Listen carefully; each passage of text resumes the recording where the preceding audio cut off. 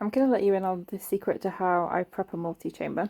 If you've got a hamster, anything like Sylvie or Flamey, when you filled in a hide, um, they'll go in and kick all the fluff out, like you've almost like you've put too much fluff in and you've done it wrong.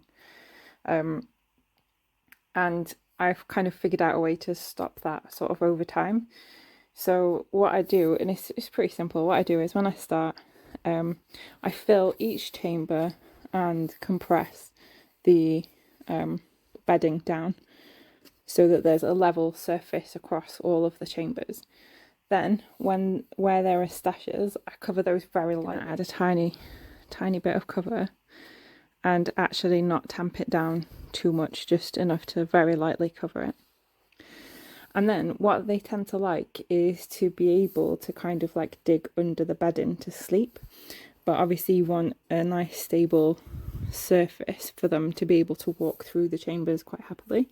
So the way that I found to do this is to pile bedding up in corners where there isn't going to interfere with the door, so that they have loose bedding that they don't need to kick up, and they can just then decide how much or little bedding they want.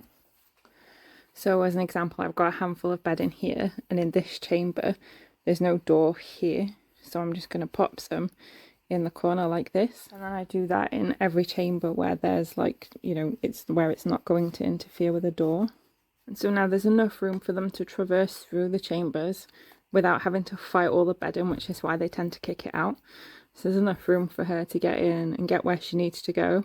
But if she decides to sleep or pee in any of these chambers, she's got all this loose stuff that she can kick out, and she can have as much or as little of it out of these corners as she wants.